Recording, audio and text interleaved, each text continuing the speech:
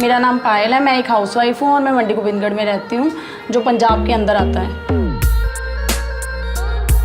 मंडी गोविंदगढ़ एक छोटा सा टाउन है, ये स्टील टाउन है। यहाँ पे सबसे ज़्यादा जो काम है वो लोहे का काम है।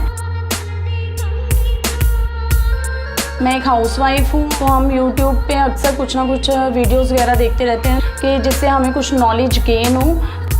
तो एक बार हमने न्यूज़ में बिटकॉइन के बारे में पढ़ा, तो हमें थोड़ा इंटरेस्ट हुआ उसमें।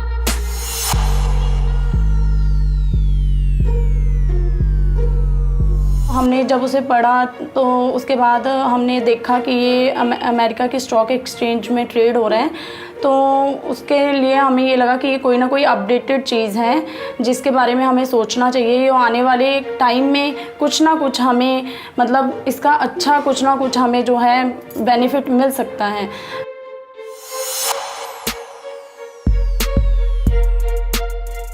बिटकॉइन एक ये नहीं है कि हाँ ठीक है ये एक इनकम ज़रूर है कि हम इससे कमा सकते हैं, बट इससे जो ये एक डिजिटल करेंसी है, इससे आने वाले टाइम में बहुत कुछ अपडेट होगा। जब हम बिटकॉइन के बारे में पढ़ते हैं तो उसके बाद हमें ये पता लगता है कि जो बिटकॉइन है जैसे अब बहुत ज़्यादा अप जा चुका है, तो जो नॉर्मल पर्सन है, जो नॉर्मल इंसान है, आम जनता है, वो इसमें इन्वेस्ट नहीं कर सकती। तो उसके बाद जो हम कहते हैं कि जो करेंसीज़ हैं जैसे एथेरियम, रिपल्स या कोइन, जो भी करेंसीज़ हैं, तो लोग उसमें अब इन्वेस्ट करना या इंटरेस्ट लेना स्टार्ट कर रहे हैं। ब्लॉकचेन एक बहुत ही सेफ़ टेक्नोलॉजी है और जितना भी हमने इसके बारे में पढ़ा है, हम कोई बहुत ही पढ़े लिखे तो नहीं है, बट जितना भी हमने इसके बारे में पढ़ा है, हमें ये वो वाला सिस्टम लगा है जो पुराने ज़माने में होता था कि वाटर सिस्टम है कि हमने दाल दे दी, चीनी ले ली। और ये भी पीयर टू पीयर कम्युनिकेशन है कि इसमें एक इंसान दूसरे इंसान से कुछ भी ले दे सकता है, इसमें तीसरे इंसान की कोई मतलब इंक्लूडिंग नहीं है। तो हमें ये लगता है कि ये आने वाले टाइम में बहुत ही अच्छा फ्यूचर ला सकता है।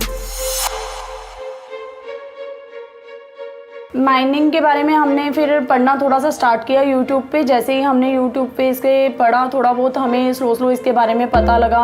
जैसे ही हमने जैसे BTC के बारे में पता लगा, वैसे ही हमें पता लगा कि माइनिंग के बारे में, जैसे मैंने आपको बताया है। और माइनिंग जब हमने देखा कि BTC को, बिटकॉइन को हम कैसे माइन करें, तो हमें ये पता लगा कि ये पॉसिबल नहीं है, क्योंकि इसके लिए जो जितना हम इसे माइन कर सकते हैं उससे खर्चा इसका ज़्यादा पड़ेगा।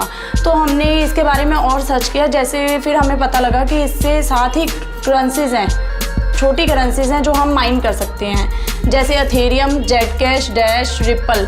हम ये करेंसीज़ ऐसी करेंसीज़ हैं जिनको हम माइन कर सकते हैं और जिनकी कॉस्टिंग कम होगी, मतलब जिनका खर्चा कम होगा और हमारी माइनिंग में, जिससे हमें माइनिंग में प्रॉफिट होगा।